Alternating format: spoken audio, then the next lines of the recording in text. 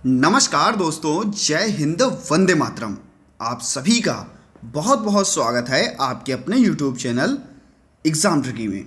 आज हम बात करेंगे education in emerging Indian society and school administration. आप सभी को पता है कि ये आपका है कॉमन पेपर, और कॉमन पेपर है आपका HI, VI और IDD के जो भी हमारे छात्र यहाँ पर पढ़ रहे हैं सेकेंड ईयर के, तो उनके लिए दोस्तों पेपर नंबर 7 कॉमन है।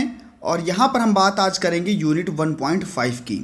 इससे पहले दोस्तों 1.1, 1.2, 1.3, 1.4 ये भैया अपलोड कर दी गई है, और आप प्लेलिस्ट में जाकर के इन वीडियोस को भी देख सकते हैं अगर आपने अभी तक वीडियो नहीं देखी है। क्योंकि अगर आप 1.1 नहीं देखे हैं तो 1.5 देखने का कोई तात्पर्य नहीं बनता। आपको 1.1 के बारे में पहले पता होना चाहिए कि शिक्षा क्या है, शिक्षा की परिभाषा क्या है, शिक्षा के उद्देश्य क्या हैं, शिक्षा के प्रकार क्या हैं। उसके बाद में आपको ये पता होना चाहिए कि कैसे हम शिक्षा के कार्यों को जानेंगे, यानी कि शिक्षा के कार्य कौन कौन से हैं। शिक्षा के कार्य राष्ट्र को निर्माण करना, यानी कि राष्ट्र का निर्माण करना, राष्ट्रीय एकता का निर्माण करना, सामाजिक एकता का निर्माण करना, समाज में शांति, सद्भावना और समाज के जो भी मूल्य हैं उनको बनाए रखना, और एक नैतिक रूप से अपने समाज को, अपने राष्ट्र को आगे बढ़ाना। तो इन मुद्दों पर आज हम बात करने वाले हैं 1.5 में। आशा है दोस्तों एक बार आप सभी अपने मित्रों तक वीडियो को जरूर शेयर कर देंगे। आप सभी को पता है कि एक अगर राष्ट्र का निर्माण होगा, एक अच्छे राष्ट्र का निर्माण होगा अगर, तो उस राष्ट्र में ये सारी चीज़ें बहुत ज़रूरी हैं। वहाँ की मेन आपकी अर्थव्यवस्था, साथ ही साथ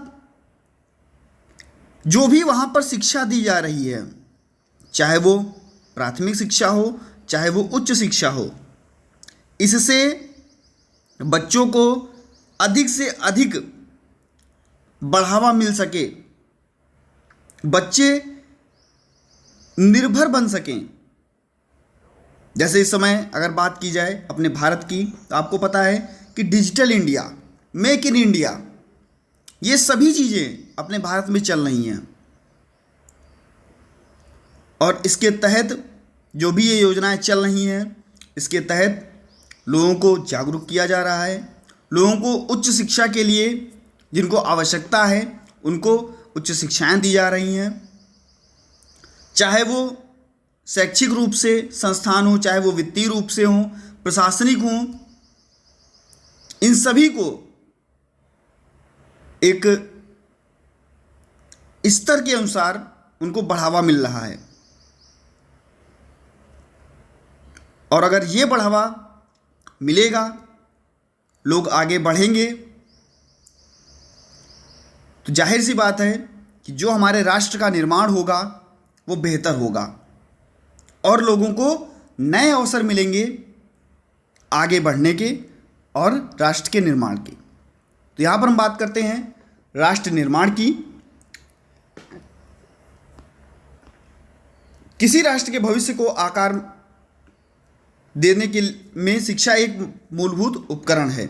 यह एक सूचित और जिम्मेदार नागरिक बनने में मदद करती है, जो अपने देश के विकास और प्रगति में सक्रिय भाग ले सकते हैं। अभी मैंने आपको बताया कि कोई भी व्यक्ति है जिम्मेदार नागरिक बनेगा, देश के विकास में प्रगति होगी।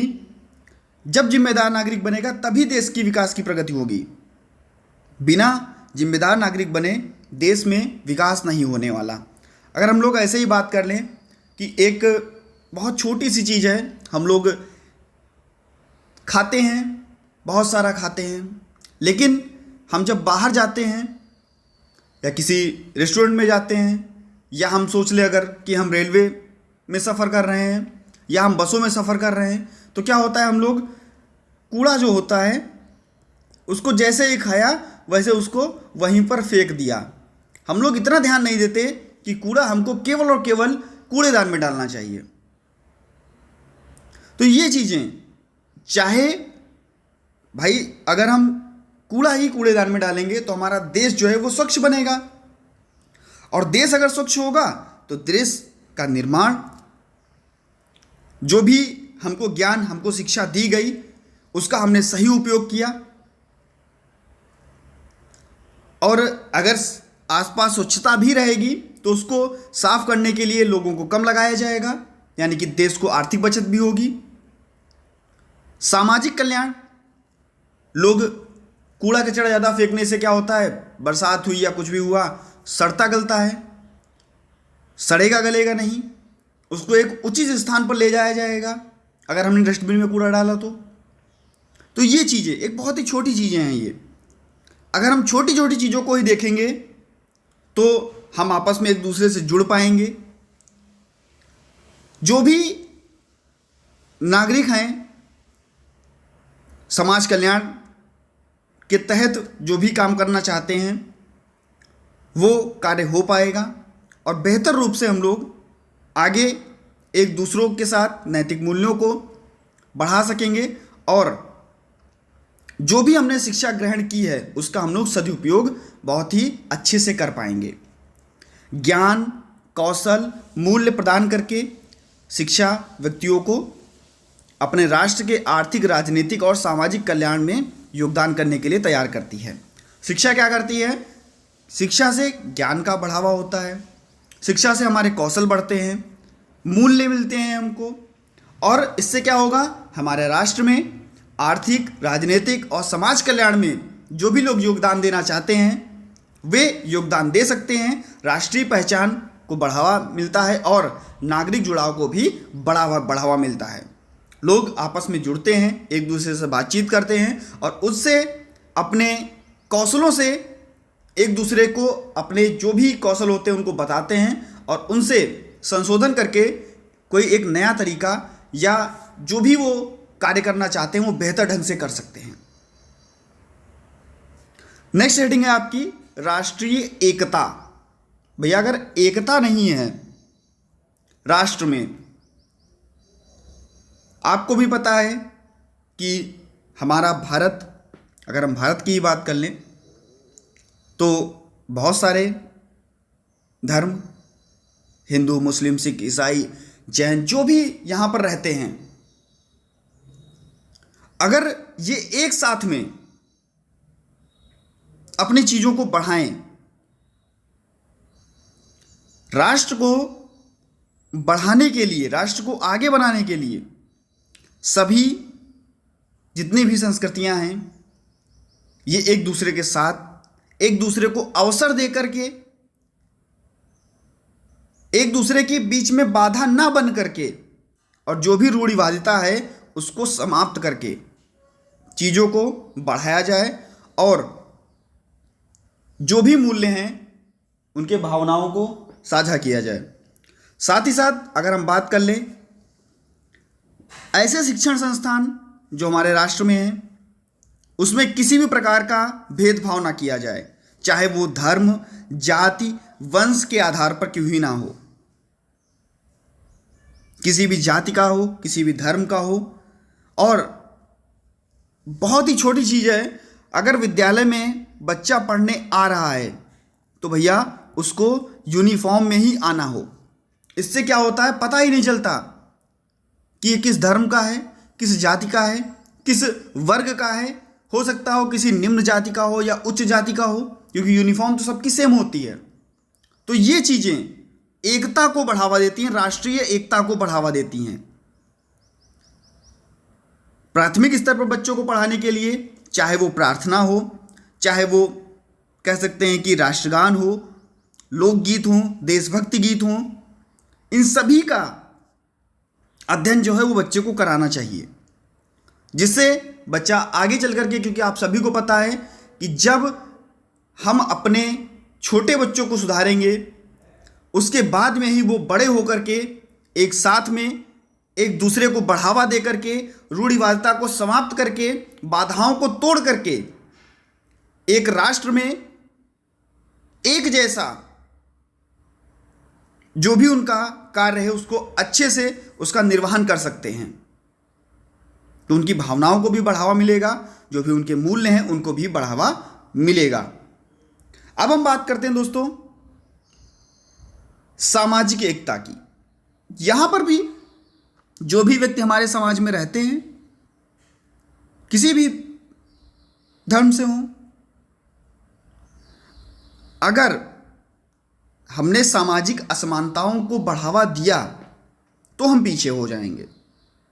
हमको सामाजिक असमानताएं कम करनी हैं और सभी को एकीकरण के साथ में बढ़ावा देना है।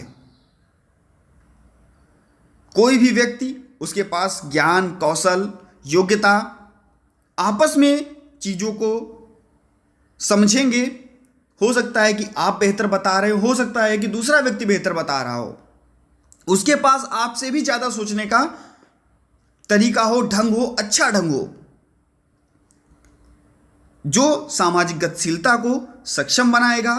और अगर हम समाज में एकजुट होकर के समाज का निर्माण करेंगे तो वो सामाजिक एकता को दर्शाएगा, और सामाजिक एकता ही हमें जाकर के आगे आपका नेक्स्ट स्टेप है राष्ट्रीय एकता, उसको दर्शाएगा।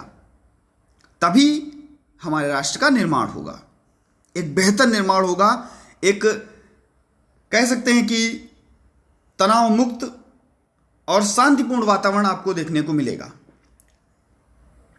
शांति और सद्भावना, शांति के साथ में जो भी मानव के अधिकार हैं, जो भी मानव की संस्कृतियां हैं, जो भी उनका अस्तित्व है, आपस में उसको देखेंगे। और जो भी उनके बीच मतभेद चल रहे हैं, जिन कारण से वे एक दूसरे से पृथक हो रहे हैं, उनको हम समझेंगे, उनको हल करने की कोशिश करेंगे। और जो भी व्यक्तियों के बीच में क्षमताएं हैं उसको बढ़ाने की कोशिश करेंगे। जो भी संघर्ष चल रहा है उसके समाधान करने की कोशिश करेंगे। तो ये सारी चीजें जो हैं वो शांति और सद्भावना को बढ़ाती हैं हमारे समाज के अंतर्गत। समाज में शांति और सद्भावना को बढ़ावा देने के लिए शिक्षा एक शक्तिशाली उपकरण है। यह व्यक्तियों के बीच सोच, कौशल, सहानुभूति और संघर्ष समाधान क्षमताओं को विकसित करने में मदद करता है। शिक्षा सहिष्णुता, मानवाधिकार के प्रति सम्मान और विभिन्न संस्कृतियों और दृष्टिकोणों की समझ को बढ़ावा देती है, जो शांतिपूर्ण सह अस्तित्व के लिए महत्वपूर्ण है, और संवाद, सहयोग और मतभेदों को शांतिपूर्ण ढंग से हल करने की क्षमता को भी बढ़ावा देता है। शिक्षा संघर्षों की रोकथाम और समाधान करने में भी योगदान देता है। इसी प्रकार से हम नेक्स्ट स्टेप की अगर बात करें तो नेक्स्ट स्टेप आपका कहता है मूल्यों और लोकाचार को मन में बैठाना। जो भी शिक्षा के मूल्य हैं, जो भी चीजें हमें सांस्कृतिक विरासत में मिली हैं एक पीढ़ी से दूसरी पीढ़ी में, ये चीजें हमको बढ़ानी चाहिए। जो भी नैतिकता है, डेवलपमेंट, मोरल डेवलपमेंट, एक पीढ़ी से दूसरी पीढ़ी में, दूसरी पीढ़ी से तीसरी पीढ़ी में, बच्चे के चरित्र का विकास, बच्चे के मूल्यों का विकास, अगर इन सभी चीजों का विकास होगा तो बच्चे का ओवरऑल डेवलपमेंट होगा। यानी कि बच्चे का कह सकते हैं कि होल चाइल्ड डेवलपमेंट होगा, सर्वांगीण विकास होगा, जिसको हम कह सकते हैं। बच्चे में ईमानदारी, बच्चे में अखंडता, एक दूसरे का सम्मान करना, एक दूसरे के प्रति सहानुभूति दिखाना, ऐसे गुणों को हमको बढ़ावा देना है बच्चों में।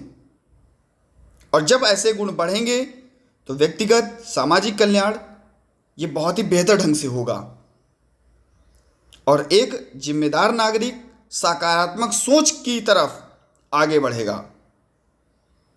ऐसे ही अगर हम छोटे शब्दों में बात कर लें तो शिक्षा केवल ज्ञान और कौशल प्राप्त करने के बारे में नहीं है, बल्कि राष्ट्र की पहचान की भावना को बढ़ावा देने, राष्ट्रीय एकजुटता को बढ़ावा देने और मूल्यों को नैतिक बढ़ावा देने के बारे में भी है। इन कार्यों को पूरा करके शिक्षा राष्ट्र निर्माण, राष्ट्रीय एकता, सामाजिक एकता और एक शांतिपूर्ण और सामंजस्यपूर्ण समाज की स्थापना करने में योगदान देती है। तो दोस्तों, आशा है सभी को समझ में आ गया होगा कि हमने शिक्षा के जो भी कार्य पढ़े, शिक्षा राष्ट्रीय निर्माण को बढ़ावा देती है, ये इसका एक कार्य है। राष्ट्रीय एकता को बढ़ावा देती है, सामाजिक एकता को बढ़ावा देती है और समाज में शांतिपूर्ण ढंग से अपने मूल्यों को और लोकाचार को बढ़ाने के लिए बहुत ही उपयोगी है। मिलता हूं दोस्तों इसी प्रकार नेक्स्ट वीडियो में बहुत ही जल्द। यहां पर आपकी एक यूनिट समाप्त हो चुकी है, तो अब एक यूनिट समाप्त होने के बाद में मैं आपको दूसरा एक कॉमन पेपर, उसका जो भी वीडियोस होंगी वो प्रोवाइड कराऊंगा। जब उसकी एक यूनिट समाप्त हो जाएगी तो मैं नेक्स्ट एक यूनिट का जो होगा उसको समाप्त करूंगा। उसके बाद में एक एक यूनिट करके फिर सेकेंड यूनिट, फिर थर्ड यूनिट, जितना ज़्यादा से ज़्यादा आपको यहाँ पर हो सकेगा प्रोवाइड कराया जाएगा। और आप सभी को पता है कि एग्ज़ाम के पहले तक चीज़ें आपको प्रोवाइड कराई जाती हैं और चीज़ें आपको मिलती भी हैं। इसी की आशा के साथ दोस्तों बहुत बहुत धन्यवाद आप सभी का। आप सभी ने वीडियो को देखा, वॉच किया और चैनल पर नए थे सब्सक्राइब कर लीजिएगा और सभी मित्रों तक एक बार भैया वीडियो को जरूर शेयर कर दीजिए। कम से कम एक दिन में भैया 500 लोग तो वीडियो को देख लें, तो 500 व्यूज़ तो होने ही चाहिए वीडियो पर। तो शेयर करना आपका अधिकार, आपको पढ़ाना हमारा अधिकार। मिलता हूं दोस्तों नेक्स्ट वीडियो में नई जानकारी के साथ। बने रहिएगा आपके अपने चैनल एग्जाम ट्रिकी पर। धन्यवाद।